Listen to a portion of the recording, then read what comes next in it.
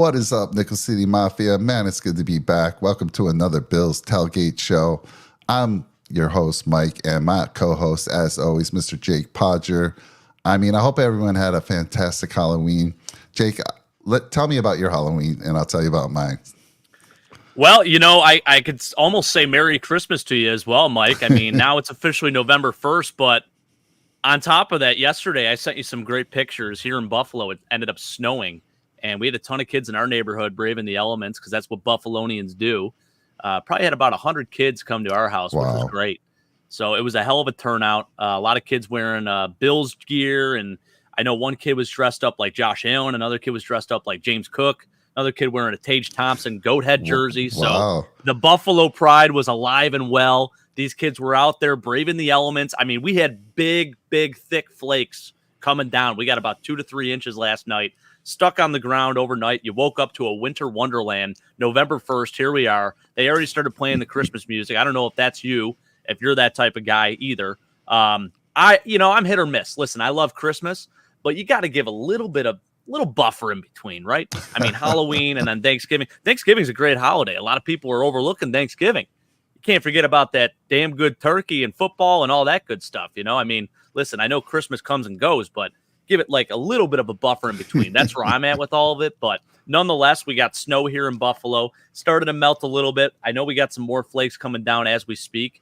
But hey, it's a beautiful time of the year. Halloween was a huge success. Still got a little bit of candy left. I'm going to eat this Milky Way as we do our show here. But how was your Halloween, Mike?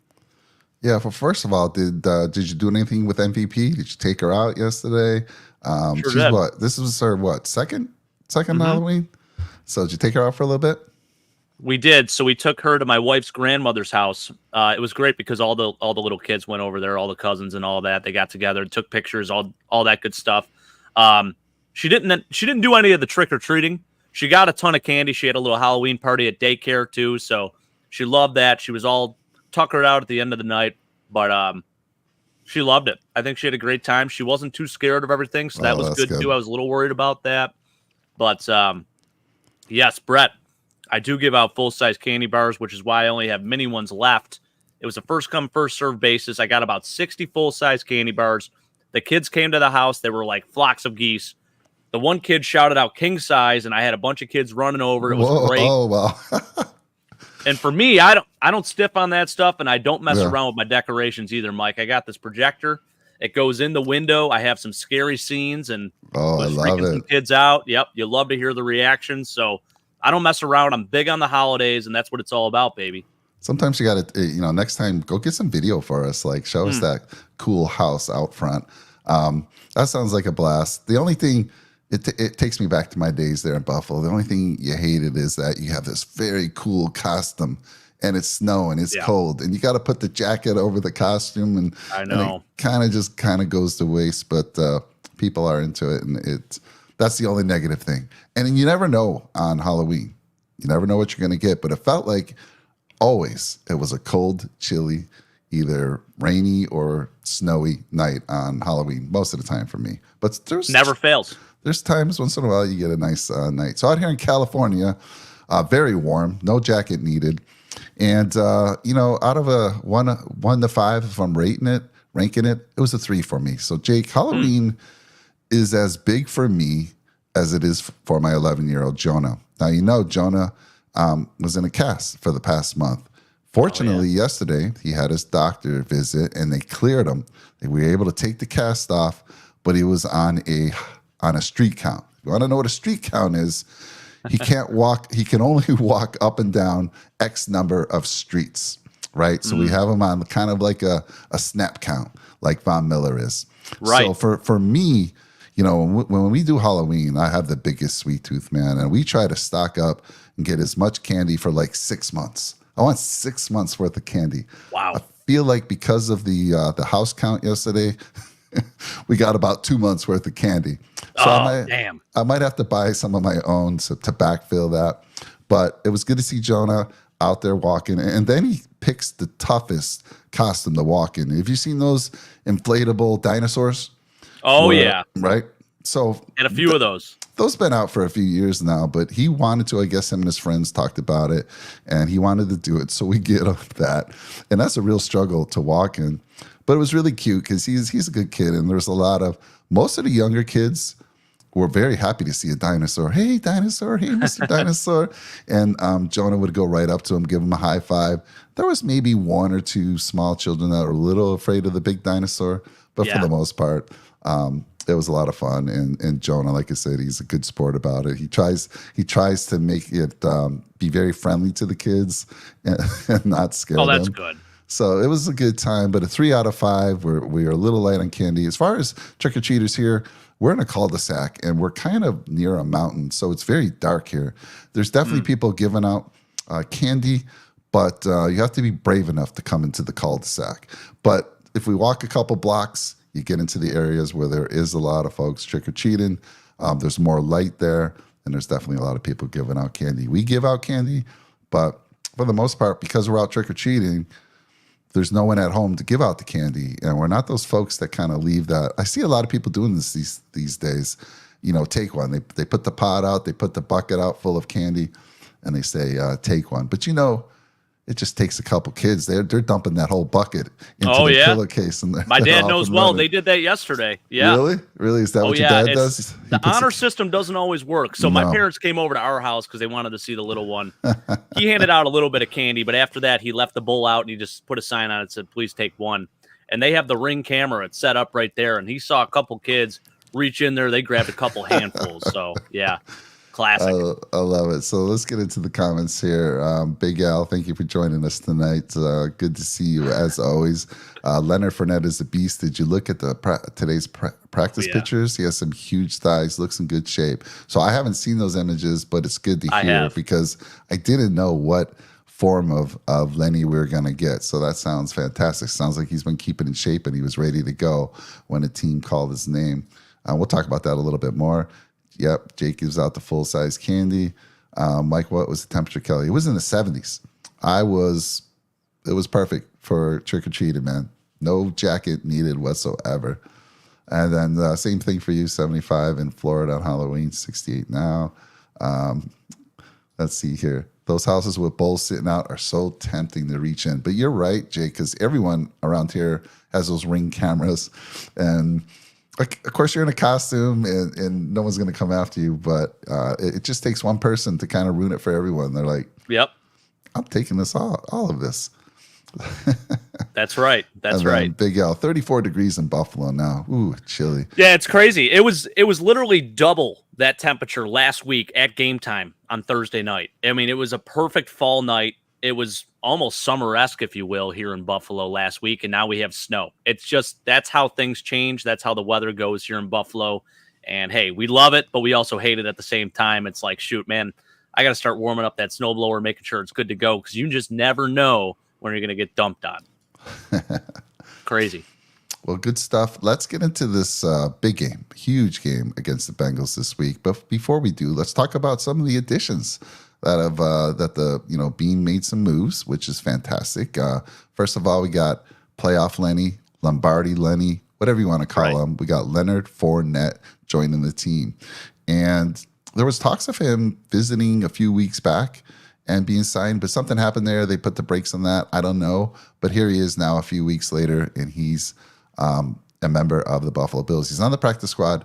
But Jake, talk to us about Lenny, what he brings to this team. Yeah. Well, I'll tell you this. My dad worded it very well. He looks like he's in great shape, which is awesome to see. And there were some rumors that a couple weeks ago he was going to visit the Bills, but they had canceled the trip. And I meant to mention it on our show last week, Mike, but before that Thursday night game, there were some tweets going around, circulating around that the Bills were in some serious talks to acquire Derrick Henry. And that had sort of since gone away. And I think maybe that had some reasoning as to why the Bills didn't bring in Leonard Fournette originally. If they were indeed interested in Derrick Henry, it wouldn't make much sense to go ahead and sign Leonard Fournette then. So maybe they were actually interested, and maybe there was a trade that was close for Derrick Henry. I don't really know. Those haven't been confirmed, but there were a couple sources. A guy specifically, I forget what his Twitter handle is, but he had reported a few things that happened in the past, and they always came true. So I'm curious to know if the Bills were actually really in on those trade talks, but nonetheless, we end up getting Leonard Fournette. Guy caught 73 passes last year. Definitely an underrated pass catcher, something that a lot of people probably don't think when they think Leonard Fournette. They think this big bear of a running back. He's 230 pounds. He's a bigger back. He can be an asset when it comes to short yardage situations. He also had 688 rushing yards last year. So honestly, like, as much as people may think that he might be washed at this point of his career, sure, he's up in his higher 20s, but at the same time, he could still come in and contribute. And I think you get him in the right situation, he could definitely be an asset for this offense. Now, I don't know if he's going to play on Sunday night. I don't expect him to, but I do think that he will get ramped up as we go throughout the year here. And that's going to be really important as the season gets later on and the weather gets a little bit different. And, being able to rotate backs like that, I think that's huge. And the fact that he can catch passes on the backfield like that, just an awesome thing to have. Yeah, he's also a really good pass blocker as well. Yeah. So he is. that's a huge upgrade there. So talk to me about how you think this affects the snap counts for Cook and Murray. I mean, how's that backfield going to look? And depending on who you listen to, some folks are saying, some channels are saying that because it's a Sunday night game, you could see Lenny elevated. True. At least, maybe. But how does that affect the backfield there? Is Henry Cook right now is the primary back. You got Murray, and I forget what the splits are right now, but it's probably like 70-30, if not a little bit more for Cook. But talk to me about how you see that possibly changing with Fournette. I think it'll be very similar to how we utilize Damian Harris. It's not going to be a whole lot different than what that was. The only difference there is I think he's a better pass catcher than Damian Harris is. So you may see him on some more passing downs. He could be a third down guy as well. But James Cook, I mean, he has proven to be a really good receiver as well. So I think there's a lot of things you can do with him. It sounds to me like the move will eventually be Ty Johnson going back down to the practice squad, Lenny coming up to the actual active roster. And as Timmy says, there's a chance that we do lose Ty Johnson from the practice squad. So that makes sense. He may end up signing to the active roster of a different team. He is a pretty solid running back. He has starting experience as well. If it's between Ty Johnson and Leonard Fournette, I prefer Leonard Fournette over him. He's a bigger back and, can kind of do a lot of the same things. Now, he isn't as fast as Ty Johnson, but I like what Leonard Fournette presents as like a potential guy to fill in and even, not necessarily be a starting back, but take a bigger bulk of carries and catching passes out of the backfield. Also, one thing to mention too, Latavius Murray, as good as he's been in those short yardage situations, he really hasn't been great. He hasn't been able to get that tough 1 yard run. So I'm wondering if there's a reasoning, maybe that's part of the reasoning why we brought Leonard Fournette in too, just to get a bigger guy like that is more of a fall forward type of guy and can get that extra yard. Yeah, I'm actually surprised he's still available. I mean, me right? Too. This type of player. And Big Al's saying he's 28. Is that Lenny? He's 28? Yeah, that's right. Yep. So he's still pretty young. So it does surprise me that he's still not wasn't signed to anybody. But I'm glad we have him, and I think he's definitely, like I said, he's going to upgrade that pass blocking that we're kind of lacking with Cook. So love it. Good pick there. Now, yesterday, as the deadline was approaching on Halloween, all of Bills Mafia were hoping a big move was made. And, there were so many rumors. You had mentioned Henry. There was, who's the corner on the Bears? Or I think it was Jalen Johnson. Guy. Right. So everyone was talking about him. And we had, we just wanted one big splash play. And it could have been on the interior line, on the D line, could have been at linebacker. Corner was a definite concern, and boom, Bean makes a big play. He gets Rasul Douglas from Green Bay for a 3rd round pick, and then we also got a 5th round pick in return. So fantastic move. I'll have you talk about him, and then I'll have some comments as well. Rasul Douglas, tell the folks about him. Well, first off, initially, I think a lot of people were a little discouraged because everyone was on that Jalen Johnson train. I don't think a lot of people really know who Jalen Johnson is, but they've heard that he's been playing really, really well. He's a younger corner. He's been playing great for the Bears this year, and he wants out. But then the Bears made a move early on. They traded for Montez Sweat, which really probably shaped the landscape of his future there in Chicago too. It looks like they're trying to build up this defense a little bit. They go in the offseason, they sign Tremaine Edmonds, they sign TJ Edwards. So they have two really good linebackers there. They haven't been playing great defensively this year, but they're trying to build this defense and acquire these younger guys that have this very high ceiling. So they went out, they get Montez Sweat. I think that helped alleviate some of that. And it looks like they're going to probably just go ahead and try to re-sign Jalen Johnson. They haven't given him that extension that he wants, but I know that's something that's probably going to be prioritized here in the offseason. So, unfortunately, he was removed from the trade block. It sounds like Brandon Beane was very interested. It sounded like it actually came down to the Steelers and the Bills as the two last remaining teams that had a really good shot at getting him. And from my understanding, Brandon Beane did offer something for Jalen Johnson, but the Bears didn't like it, and they kind of balked at it and tried to, up the what the demand would be. And Brandon Beane said, screw that. I'm going to go get myself another dog in Rasul Douglas. And he goes and trades a third rounder for him. And not only that, but the Packers are going to cover a lot of his salary from this season, which is huge. So we're acquiring, not really gaining any money or anything like that, but it cuts into what we would have to actually owe Rasul Douglas. I don't know what those numbers are off the top of my head, but definitely huge there. And on top of that, we get a 5th round pick with him. And a lot of people, speaking of Tremaine Edmonds, as I mentioned, who signed with the Bears, we get a 3rd round compensatory pick for the signing of Tremaine Edmonds. So that's kind of huge for us. So while a lot of people are upset that we lost a 3rd round pick, especially after Chase Young was just traded for a third round pick, a lot of people forgot that the Bills actually do have a 3rd round compensatory pick too. So while we lost one, we still have another. So it's not like it was really a huge deal that we lost a 3rd rounder. I think what Rasul Douglas brings to the team is an ability to be opportunistic. He makes plays when they're most needed. He's almost like Terrell Bernard, but as a corner, being able to make these key interceptions when it matters most. Sometimes, he does pay for it. He gets burned at times. Last year when he played against us, Steph Diggs cooked him a few times, but that's Steph Diggs. I mean, that's one of the best receivers in the NFL. On the other side of that, Rasul Douglas did end up registering a sack and an interception as well in that game, though, too. So there are these big moments for him. And especially the last 2 seasons where I think he's played his best football. He had 5 interceptions 2 years ago, including 2 pick sixes and 4 interceptions the year before. So what I see from him is just a playmaking ability and the size that he brings, 6'2", 209. That's fantastic as well. I love it. He could also play nickel too, Mike.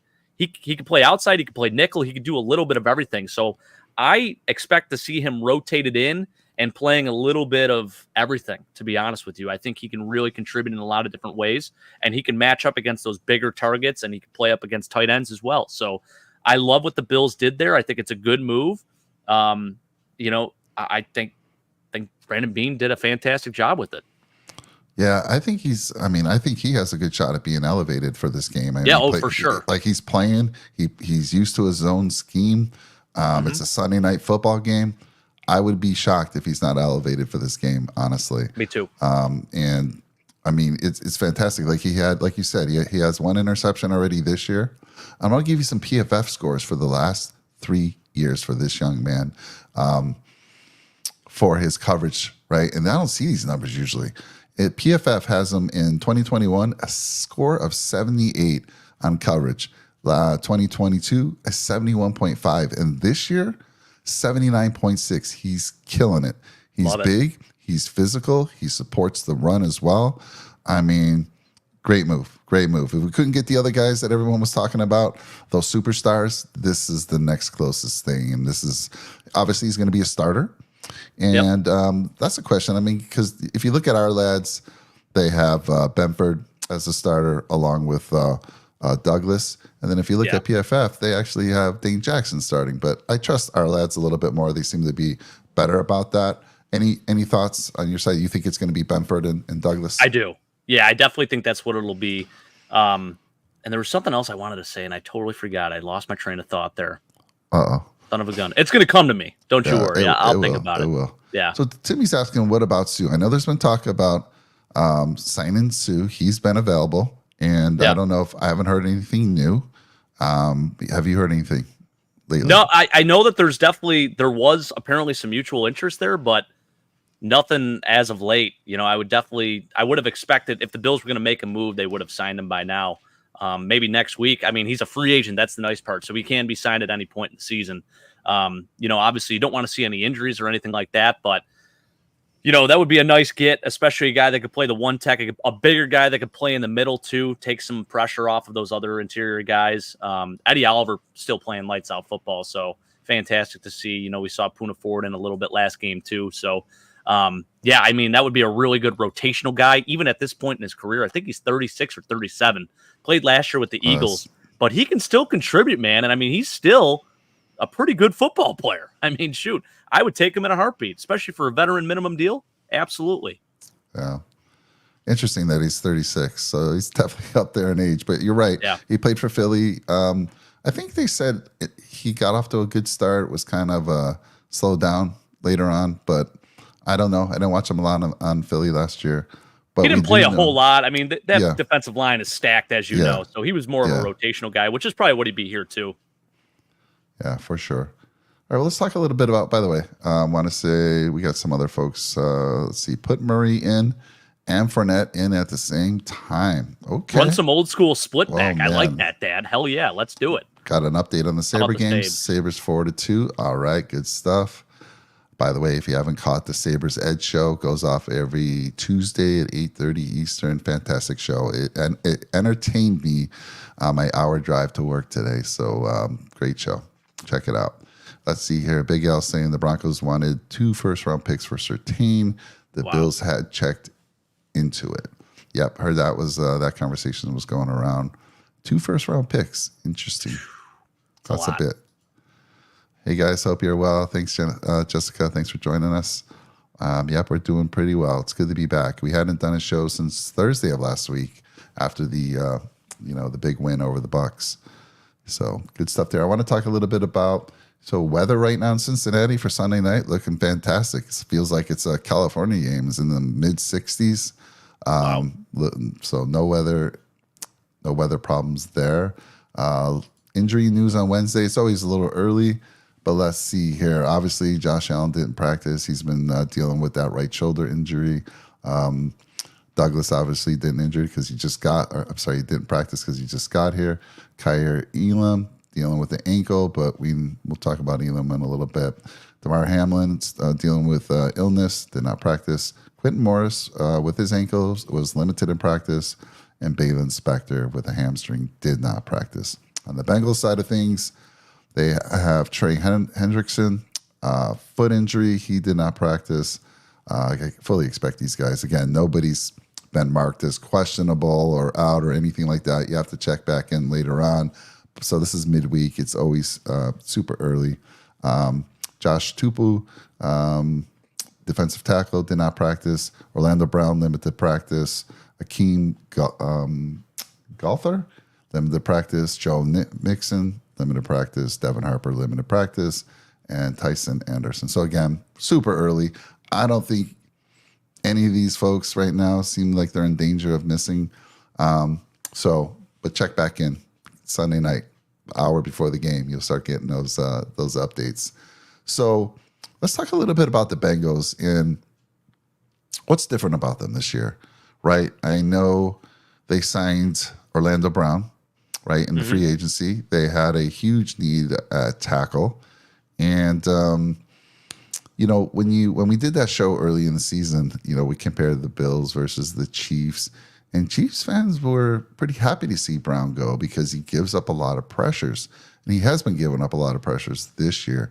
And I feel like anytime you get new offensive linemen, just like the Chiefs a few years ago when they overhauled their offensive line, it takes a few games to get rolling. And, the Bengals struggled out of the gate, just like they did last year. And now they seem to have it going. They just put a beat down on the Niners, which is a team 3 weeks ago. I'm like, oh my God, is anyone going to be able to beat these Niners? Now they lose 3 games in a row. But let's talk a little bit about, some of the changes, some of the things that are a little bit different, other than the one I mentioned, Orlando Brown, which is a nice big ad for them.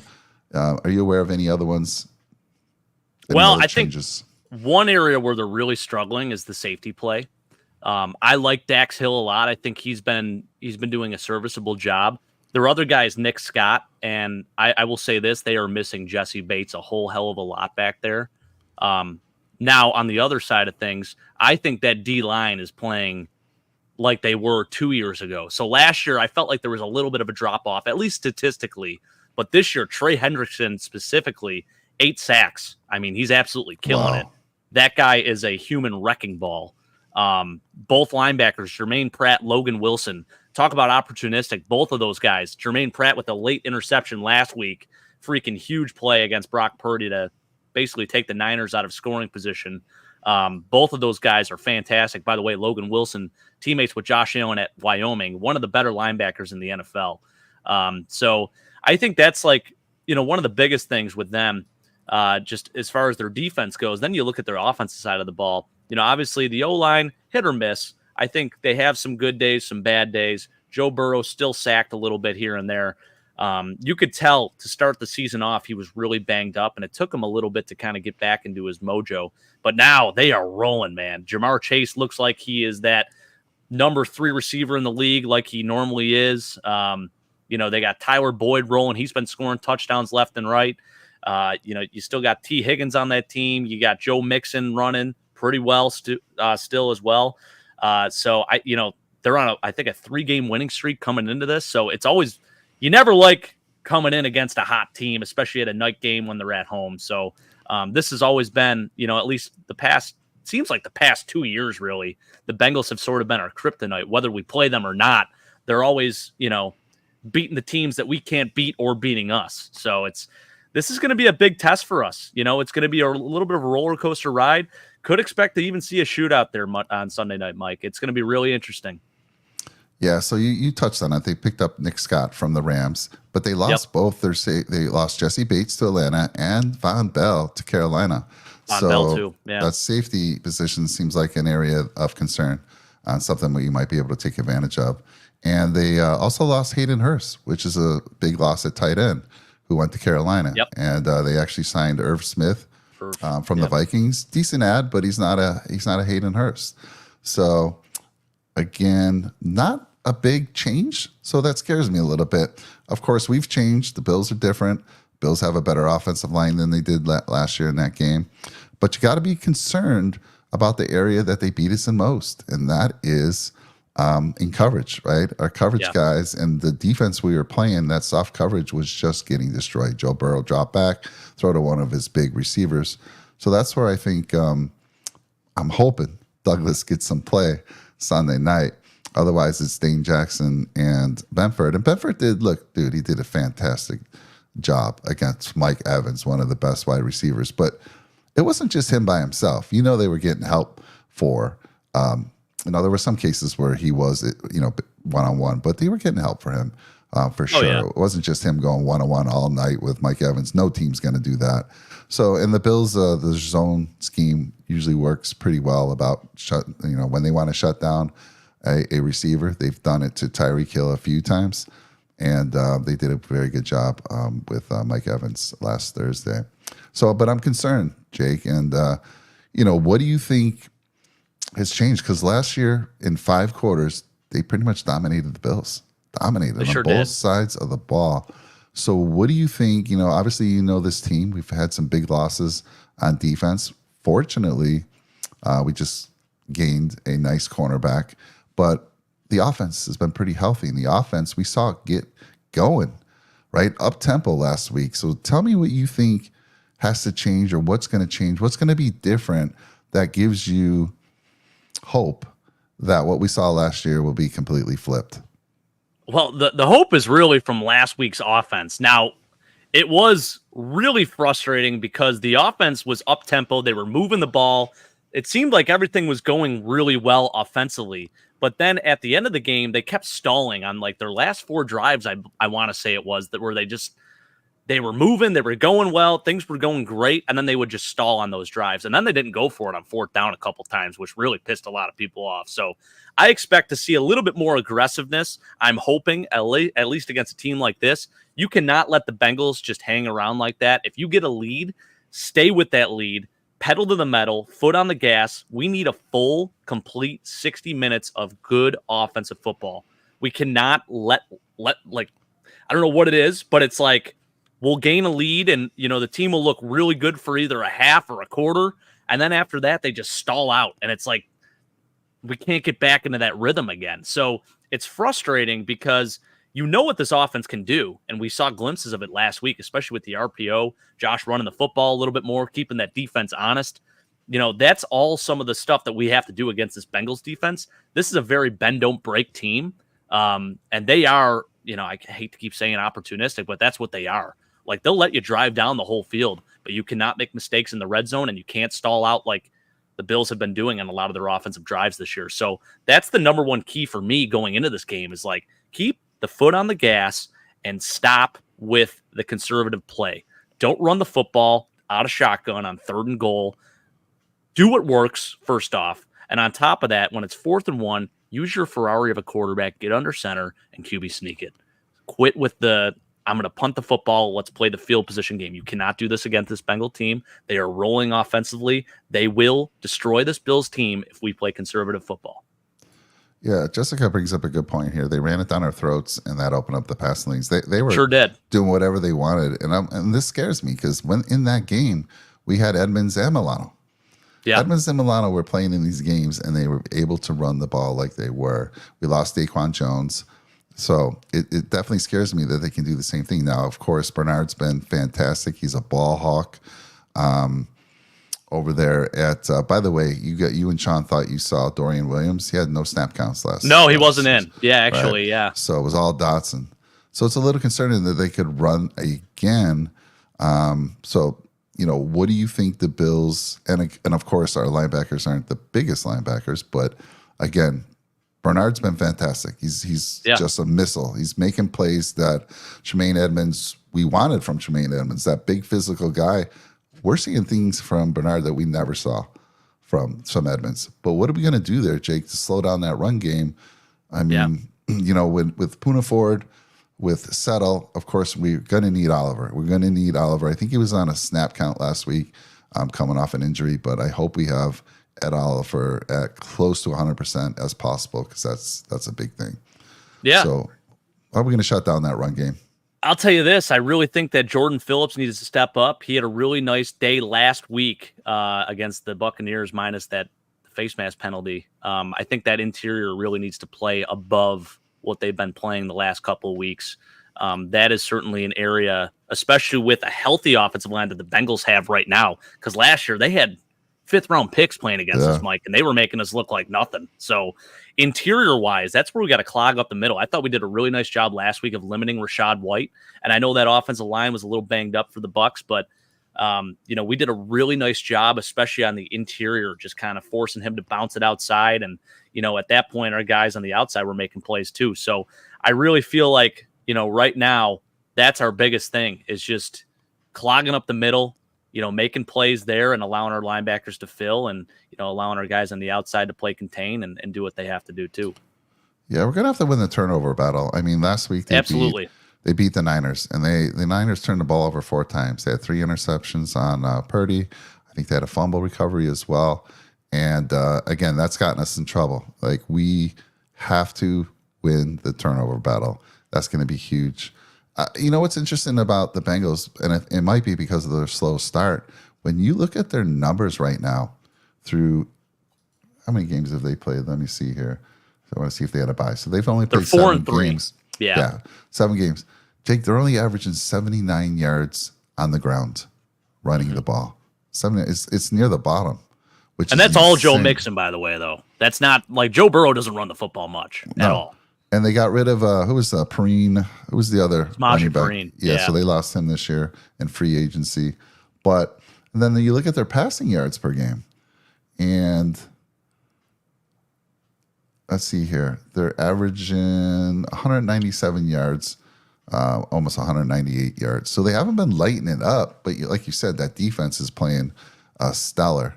So, and again, they put up big numbers against the Niners, who have a fantastic defense, by the way, who also made a big splash play. Got Chase Young. Are you kidding me? On that 49er defense, opposite of Bosa. Watch out. They needed that. But again, I think it's because of the slow start. They got off to a horrendous start. But it was similar to like last year. They got off to a bad start as well. And they went on some ridiculous, what'd they win, like 9 games in a row? I forget what the Bengals went on. It was some ridiculous number. So I think that's the Bengals we're getting. We're not getting those Bengals in the first 3 to 4 games. We're getting the Bengals of the last 2 weeks. Tough timing. Tough timing. Yeah, exactly. So good weather. Yeah, scary against that run game. We know it's crazy too. I'll say this: like you look at the three-headed monster that they have in Jamar Chase, Tyler Boyd, and T. Higgins. I mean, statistically, Jamar Chase has 60 catches for 656 yards and 4 touchdowns. After that, second on the team in receiving yards is Tyler Boyd with 244. You would expect those numbers to be a little bit closer. T. Higgins only with 218 yards. Now, he's played, I think, 2 less games than those guys, but even so, it kind of reminds me a little bit of the Bills here. I mean, you look at the statistics, like receiver-wise, and it's like how we have Steph Diggs, like way at the top. And then the second leading receiver is not even half of what Steph has. You know what I mean? So it is very interesting, the splits, when you look at the breakdown of like all the catches and receiving yards and stuff like that, and how the ball's been spread around in this Bengals offense. Now, I will say this, those guys are making plays when it most matters. And I mentioned Tyler Boyd. He's caught a touchdown, I think, in the last like 3 games so far. So he's been finding ways to get in the end zone. And, you know, those guys are, you know, they're veteran players. They know how to get open. They know how to work against defenses like ours. They do a very good job in space. And they're very good with their quick passing game, too. So that's something that the Bills are going to have to adapt to. I hope we make some adjustments and we don't play it like last year where we're 7 yards off the football playing the soft zone. I know we're going to still play in that zone predominantly, but I would like to see a little bit more physicality from our defense. Yeah, I want to take a quick look at their defense right now. So yards per game, where they're rated right now. So again, they're giving up 370 yards per game on the defensive side of the ball, which is down near the bottom. Like, yeah, it's crazy. So again, I think these are skewed because of their rough start. If you were to look at numbers only, which I'm a data guy, but I'm looking at these numbers, I'm like, we should be able to, you know, do very well against the team. But no. Oh yeah. That's not the team we're going to see. And I'll tell you this, like Lou Anarumo is one of the better defensive coordinators in the league. I think statistically this year, the Bengals defense hasn't been great, but they have these dogs and these guys that make plays when it matters most. They are a very, like I said, bend, don't break defense. They'll let you drive down the whole field and they'll make a goal line stop. You know, it's crazy to see. So I think the Bills really need to take advantage of those opportunities. And when it is like a 4th down like that, don't be afraid to do what works best and run your freaking quarterback under center. I know Josh Allen's banged up, but let me tell you something right now. No one's stopping that. I agree. So, yeah, you're right, Jessica. Last year, they were dinged up. They were, you know, the Damar Hamlin thing had happened a few weeks earlier. They were just tired, worn out, and beat up. And, yeah, this year, they're a little healthier on that line, the defensive line, Puna Ford. Rousseau's been still dealing with something, but I think he's, you know, I don't think he's 100%. Oliver's obviously not going to be 100%. He's still getting back. Again, I was going to look at his snap counts from last week. I'll check that out in a little bit. But for Von, I see your dad out there saying if Miller is only 75% or less, sit him. We can't afford to let off this team. So let me just look at his snap counts from last week. So he's been averaging, you know, first week back 20, second week back 27. Third week he dipped, only had 6. And then last week it was 26 again. So somewhere in the mid-20s is what he seems to be playing. Not sure when that's going to go up, but if there is, this is a game to bring it, right? I'll say this, though. It's like, now, my dad makes a good point here, but Von Miller is almost like eye candy on a defense. So, like, that's a guy that you have to account for. You can't just let him run free because he's going to make a play. And you saw towards the end of the game last week even, he was starting to get in there a little bit. You could see some of the old Von start to come back. I know it was very slow to get there, and he looked awful like the first 3 quarters. But towards the end there, I mean, he wrapped up a little bit on Baker there. He almost had a very close sack, which, you know, a lot of people thought we should have challenged that play. But I know you saw the angle. It wasn't actually a sack. But anyways, you started to see a little bit more of that old Von Miller come back, which is encouraging. And I think there is something to be said about even just having him out there on the field. I mean, it is like eye candy for our defense. You know, it's a guy that you have to account for. And they might be doubling him, you know, and then that frees up another guy. So I do think that as long as he can play, you know, obviously you don't want him at 50%, but I think if he's at 75, I say play him. Yeah. I agree. I'm looking at Ed Oliver. So his snap counts last week were 35. Previous week it was 67. Week before that, 71. But before that, the first 4 weeks, I mean, he's right around that 35 mark. So I don't know if those were just anomalies. He was playing 71 snaps and 67, maybe out of need. But yeah, we know he was coming off an injury. He missed week 7, and he just returned last week. So hopefully he continues to go up there. We're going to need him. And if he's healthy or close to 100%, we have a great opportunity to disrupt this offense because he's been stellar this year, absolutely stellar. Without him, we've seen what happens without him. So let's see what else we got. Look at Timmy saying, are the Sabres the more exciting Buffalo team? He's fired up, man. Are asking. I love it. The Sabres Timmy get a big fired 5-2 win. He's doing a podcast now, so he's just loving it. He's loving life right now. But Timmy, I don't know. Are they the more exciting team? Both these teams will break your heart. So far, the Sabres have done just that. You think they get rolling, and then they let you down, break your heart. And the Bills have just been a huge roller coaster. And like you said, Jake, last week was interesting because there were signs of the old Bills, that dominance. And going into that fourth, obviously in the fourth quarter, after the touchdown in the third, we didn't put any more points on the board. And like you said, we let off the gas. I don't know what it was, but that ain't going to fly against the Bengals at all. It ain't going to fly whatsoever. So good weather. I do agree with you. I kind of think this will be a high-scoring game, but you just never know. I mean, the Bills are going to have to put up points. Last year, what did we lose? 27-10 in the playoffs. It was a wintry game. It was slippery out on the field, but they had their way with the Bills. It was like one step and throw. And when you're playing 7 yards off the ball, you're already set up for failure. So I'm hoping that the Bills can make some adjustments. That is one thing I will say that I've been very frustrated with the defense in particular is like they don't seem to adjust very well. And it seems to be a lot of like that Leslie Frazier-esque type defense. So it really makes you think like how much of a hand did Sean McDermott actually have in previous defenses and 13 seconds and all that stuff. I'm sure he had quite a bit of a hand in those things. So, you've definitely seen a lot more aggression. I love what they did with Jordan Poyer last week too. Him playing a little bit of rover, playing a little bit of linebacker too. So, love seeing what they're doing with that. And shoot, we almost had 2 interceptions from Jordan Poyer last week alone. So let's go and get ourselves a couple turnovers, Mike. I think that is going to be a big difference maker in this game is whoever wins that turnover battle. I know it sounds really cliche, but the Bills got to capitalize on that. So, Jake, the Bills run a base defense, a nickel defense is their base. But what I've heard is with what they were doing with Poyer last week was running a dime defense. Correct. Can you kind of explain the difference between a nickel and a dime defense? Yeah, I mean, basically the biggest thing is like just in terms of where your DBs are playing on the field, you're moving Jordan Poyer up essentially like he's playing a rover and he's playing in coverage a little bit more. He's not playing back as far. You have more of a one deep safety look. And it's really unique with Jordan Poyer because he is kind of like an old school thumper too. So he could play like a linebacker position. And I love what they did with that. I hope to see a lot more of it. It's really a matter of what your personnel is there out on the field. I saw a lot of Taylor Rapp too last week, and I will say this: that pass interference call I thought was total BS. That was awful. I thought he made a really nice play on that. So I'm hoping to see a little bit more of him too in this game, and I think that would be very useful for the Bills. Just having extra DBs out there on the field, play a little extra coverage. Yeah, and then Timmy's asking, are the Bengals defense really anything to worry about? Yes. Well, yes and no, because it's one of those things, like I said, so Trey Hendrickson is playing out of his mind. He's got 8 sacks this year. He's absolutely killing it. You got to remember, too, they still have Sam Hubbard. They have B.J. Hill on that defense, and the linebackers are playing fantastic. And Lou Anarumo, I think, is one of the better defensive coordinators in the league, although statistically they don't look that great this year.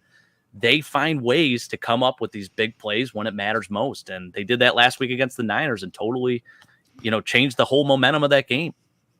Yeah. Like I said, we got to stay clean on the turnovers or win that turnover battle or at least even out. I mean, if we give up 4 turnovers like the Niners, you're losing that game. So just got to stay clean for sure. And then I'm not sure, Tom, I see you there, buddy. I says, hey, Mike, did you check out the Chevette's chicken? What? I'm not sure what that is. What is that? Anyone know? Do you know, Jake? I don't know. Chevetta's chicken? Chevetta's? Chevetta's? I don't know. I will tell you this. Is he talking to Chevetta's chicken? Because if that's the case, I loved my so I had Chevetta's chicken actually on Monday. It was fantastic. All right, what is it? Is that a restaurant? What? Oh, you've never had Chevetta's? Never. Mike, that's a Buffalo staple. Not That's like not back in the day. Never heard of the place. So there's two big ones here. There's Widener's, whatever you want to call it. That's one of the big barbecue places. They do chicken barbecues all over the place. And then Chevetta's, that's the other one, and it's like a really good marinade that they put on this chicken, and it's fantastic. So you'll have to try it. I'll have to get you some Chevetta's marinade. All right, send it your way. We got Sank 7 coming in. I have a feeling that we're going to run the table, guys. Man, I sure hope so. I sure hope so. If we continue to do what we did last week and keep the pedal to the metal, it could happen. It can happen, Sank. But again, we've been so inconsistent. So I want to see some consistency for once, and then I'm on board with you. It can happen. We know this team can do it. But based on what we've seen in the last 4 weeks, I don't know. I got to see it again, this week. And this is about as big of a test as it gets. The Bengals, who had our number last year, who've been to the Super Bowl a couple of years ago, who were in the AFC Championship game last year once again, and look to be cooking once more after getting off to a slow start. Same exact thing that happened to them last year. Slow start, you're like, oh, the Bengals are done. It's crazy. They roll off 10 in a row. It's like the Remo. I don't understand it. Yeah. Yeah, so let's see here. Tom, sorry for my autocorrect took over. No worries. Understood. So, guys, I don't know if it was again, you have to remember, when I grew up in Buffalo, I had a mom who didn't drive. We only knew of places by us, near us, and I never heard of Chevetta's. So, sorry. I don't know. I'd love to know when it was, how long it's been in Buffalo. Yeah, let me see here. By the way, if you're new to the channel, please like, comment, and drop a nickel on that subscribe button for us. We greatly appreciate it. We got a lot going on here in Nickel City Mafia. We had the AFC East Summit show, which went off live tonight. Usually it goes off on Tuesday nights. And we have a fantasy football show that's going on right now. If you're into fantasy football and you want to ask those guys questions about trades, whatever, they will take your questions live. And also we have a Discord, Jake. If you want to join our Discord, jump into our Discord. You can ask those guys. You don't have to wait till the show goes on every Wednesday. Just go into the Discord, into the fantasy football thread, ask away. We have a Buffalo Bills, Buffalo Sabres, all kinds of cool talk going on. The link to the Discord is in the description of the show. Hell yeah. By the way, Chevetta's was since 1954, they've been in business. So they've been around for a while in Buffalo. Where are they located, Jake? Where are they located? So they have a location in Brant, New York, technically, and then another in Lockport. And they do, so you'll see like pop-up chicken barbecues everywhere. They do a lot of that just to raise money for them and different foundations and charities and stuff like that too. A lot of people have them cater their events, but Chevetta's is fantastic. I'll have to have you try some. Okay, it's in Lockport. That explains it. That's why I wouldn't have heard of it, right? As I said, I didn't get much out of the vicinity where I grew up. So my mom didn't drive. My grandparents drove, but we'd stay local to the places we knew for the most part. So interesting. Yeah, I'll check it out for sure. Absolutely. And, let's go, baby. Let's go. Nicholas Smalter. That's my boy. Is that the newly married? That's a newlywed, yeah. The newlywed. All right, newly married. Yep. Nick, so how long has it been now? Is he a month into being married? Let's see. It was September 7th. So we're talking almost 2 months in now. Almost 2 months. So, yeah. Nick, how's it going, brother? man? You made it. Yeah. So far, so good, I think. Hopefully. Well, thanks for joining us, Nick. Appreciate you. So, Jake, I mean, we've talked about a lot of things. I think we've caught up on the channel here. And, last thoughts as far from you, we talked about how the Bills, what they got to do to win this game. We talked about the weather. It's going to be perfect weather, 65 degrees. There's going to be no excuses weather-wise. Last year, funny, right? Because Buffalo loves the snow.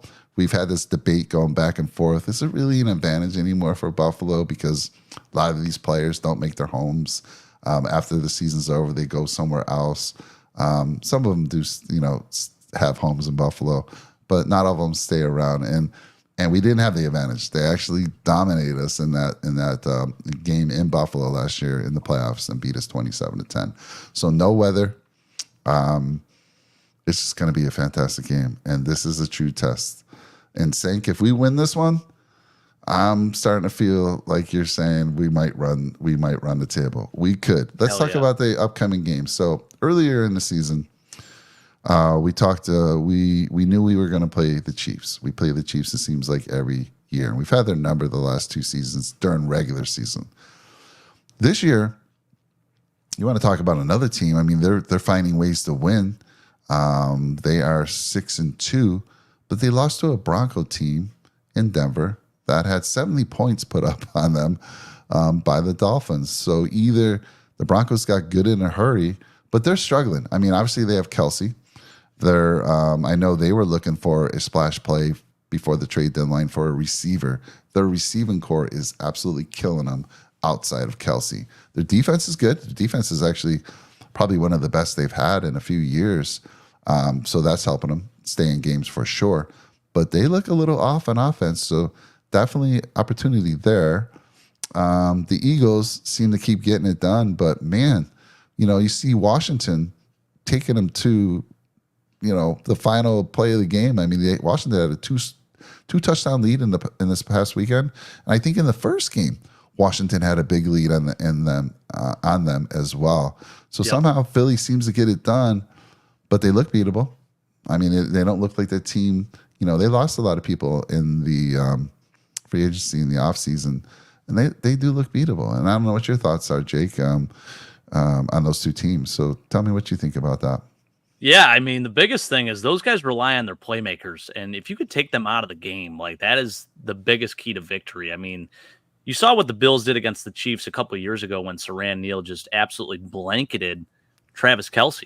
And, it really changes the whole landscape of things for them. And obviously, getting pressure. And I think this defense still, it runs through the D-line. So this D-line has to play above and beyond and just keep doing what they're doing because they played fantastic last week. If they keep doing that and, what they did early on in the season, I think we're not going to have a whole lot of issues with it. I'll say this, I think the Chiefs, one of the biggest wins for the Bills actually at this trade deadline. I read it from someone on Twitter too, and I totally agree.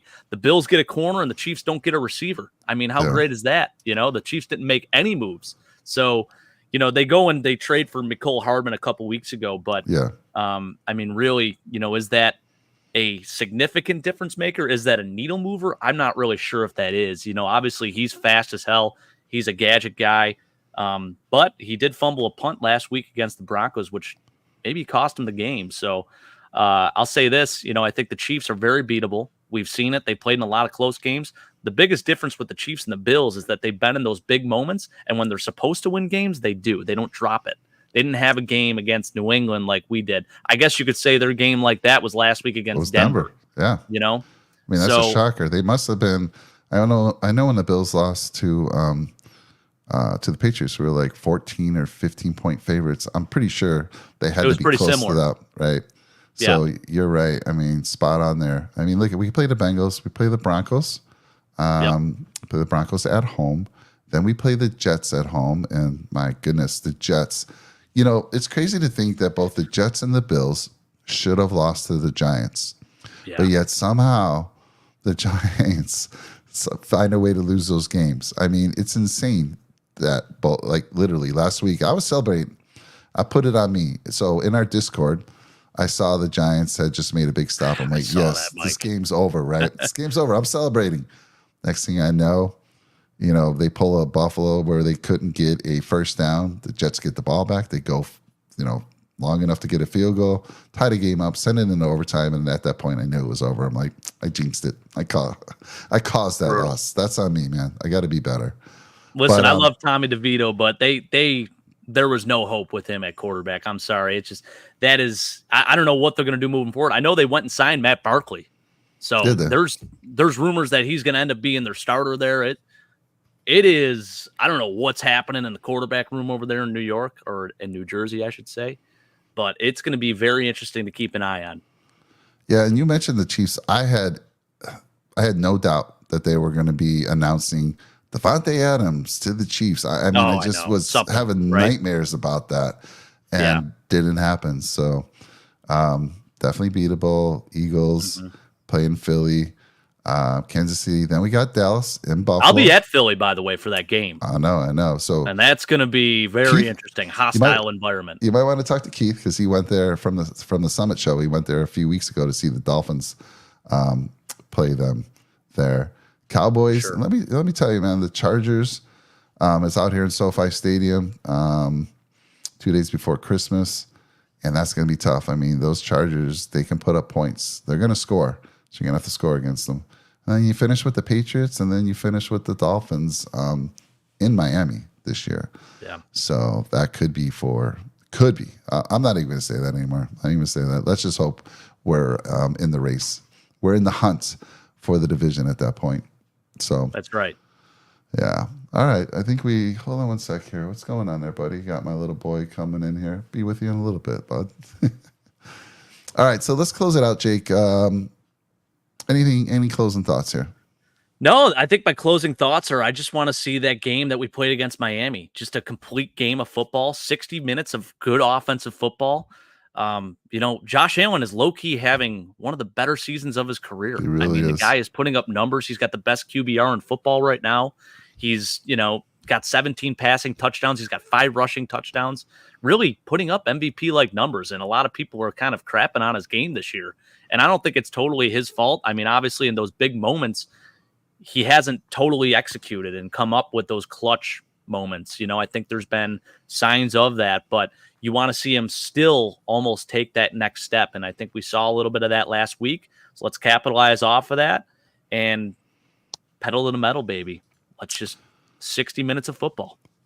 Yeah, SoFi is basically a dome. And I was there last year to see them beat the defending Super Bowl champ Rams on Thursday Night Football in SoFi. Beautiful stadium, absolutely gorgeous.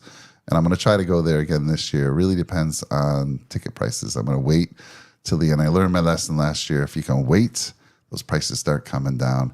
And the other good thing, we lost a home game by traveling to London. You actually gain a home game here. Believe it or not, I'm telling you right now, there will be at least 60% of the stadium will be Bills Mafia last year against the Rams. Now, this was the Rams coming off of a Super Bowl. You would think it'd be all Rams fans. Nope. Bills Mafia showed up, and it was a split. I would say it was 50-50.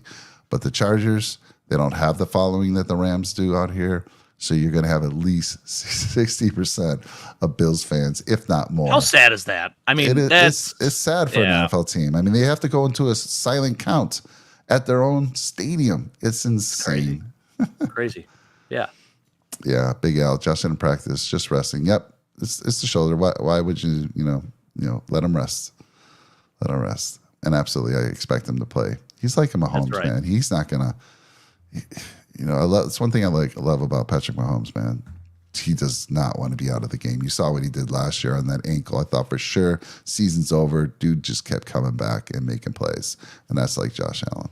They're gamers. They're different. Yeah, so Jake, I think when we were doing our predictions during the year, I think we actually had us lose in this game. We did. I think. And I'm not sure where my dad was doing it with us when we were live. But, again, if the channel, tell us who you think's going to win. If you want to give a score, go ahead. I don't do scores anymore because I'm so far off. It's embarrassing. But Jake, you can throw out a score as well. So why don't we start with you? Are we going to win this game? We both said earlier in the year we were going to lose. Have you changed your mind? Hey, we play up to our competition, and we play down to other competition. So a team that's hot like this, the Bills are scheduled to play really well against. So the Dolphins were coming in hot against the Bills. Now, listen, I know this isn't a home game for the Bills, but it's going to be a beautiful night, a beautiful fall night. I think this offense gets rolling, and I think it is going to be a lot of back and forth. Our hearts are going to be racing a little bit. But I'm going to throw a score prediction out there, Mike. I'm going to say 28-24 Bills. Okay, close game. Big Al also has a high scoring. Let's see, he's got it at 34-31. Yeah, everyone's got it close. So and the Bills are not favored, by the way, for like the first time in 20-something games. I don't know what the exact stat is, but it's the first time they're not favored in a game in quite some time. And yeah, so I think you guys nailed it. I think we're going to get the win. I'll say that. And I always say it for the last few shows. We'll win by 1 or more points. So if we win, I should hit it right on the button. But yeah, if I had to say a score, I think it's going to be high 20s. I like Jessica's and I like Big Al's. So somewhere in that range for sure. But it's going to be close, high scoring game. Have nothing but respect for the Bengal fans. I think that's going to be a special moment going back to that stadium after what happened last year with DeMar. So a lot of respect. Is DeMar active? That's my next question for you. I don't think so. I don't think he's been active. And I don't know. I don't know. Something just says no. I mean, what? I agree. Right. I don't know. He'll be there for sure. He'll be on the sidelines. But I do not think they activate him. Yeah. Let's see here. It's going to be stressful. We should take Monday off to recover. I agree, Sank. I love that idea. I might do that because if it's a victory, it's a Sunday night game. We already know we're going to be up late. So we're going to be doing our post-game show. For me, on the West Coast, it's kind of nice because post-game shows are on 8:39. For you poor guys, it's like midnight. And you and Sean, you guys got home late from the game last week, and it was like 1 o'clock in the morning, getting close to 2 pulled an all-nighter. I know, he said that. He said you guys put on the game and rewatched it again afterwards. We did. Because he had to be at the train station by 4 a.m. Crazy. That's right. So good idea. I might do that, whether it's a win or loss. If it's a loss, then I can just sleep in and try to recover. I don't even want to think. Here's the thing. I mean, the difference, it's crazy. The difference between 5 and 4 and what would it be? It would be 6 and 3. 6 and 3. Huge, enormous. Now, I said we'd be 7 and 3 after we had lost to, what was the loss? To Jacksonville, I think? Jacksonville. I did not expect the Patriot loss. I mean, that was like a wrench thrown into the engine. So I was counting on 7 and 3. I was thinking, well, maybe we could lose to the Bengals. We'll be 7 and 3. Nope. To get to that 7-3 mark, we got to win this game. And for many more reasons, it's absolutely huge. The AFC on any given Sunday, you're seeing it more than ever, Jake. I mean, when Denver beats Kansas City, when the Patriots beat the Bills, when Washington twice now almost doesn't count, right? What do they say? Almost only counts in horseshoes and grenades. That's right. But hey, you're seeing teams now that you would expect to get beat badly, and they play these teams tough, especially interdivision games. And Washington and Philly are a great example of that. Let's see here. Josh says what? KC or Browns ROS? KC or Browns ROS? Not sure what that means. Is he talking about? He's got some fantasy football questions going on, right? I love it. ROS. Actually, I don't know. I'm not sure what he means by that. I don't know. Gerald Everett, I know he's been banged up. He was inactive last game. I think he's got a questionable mark on him right now. I'm not sure if Gerald Everett's going to play. So, Josh, let me tell you this. If you do want some good fantasy football advice, there's a link in the description to join our Discord. Join it. Go to the fantasy football thread. The guys who do our fantasy football show, they play in every league. They'll have an answer for you. So go hit them up there in the Discord. I want to say that injury to Gerald Everett is very similar to what Hunter Henry had a couple of years ago. It's a hip injury, and I think he returned to practice this week, but I don't know. That's something to keep an eye on. I know last week there was a chance that maybe he played. He was practicing a little bit, but hip injury is tough, man, especially for a tight end position. Awesome. And then Brett, we appreciate you, man. Show these men some love. Everyone in the channel, Appreciate they always throw some love just by being out there and chatting with us. We appreciate that. It makes the show so much more fun. Jake, I'm working on my rock impression. You've heard it once before. Oh yeah. You're gonna hear it next show. I'm gonna bring him back. The Rock has some big takes, and you'll be hearing those in the near future. Okay. Hey, I'm excited. I can't wait. We may need some of that. If we lose this game, Mike, we may need some of that. Oh yeah. I got some. I'm back in the WWE days when I was younger. I used to. Oh yeah. Be into that big time. Who didn't? But when Rock was there, it was all about That's the the Rock. golden age. Him and Stone Cold. I love his takes, and yeah, you're gonna hear some of those. And maybe we'll get him on the show, or at least make some sound bites for us. Rest of the season. Got it.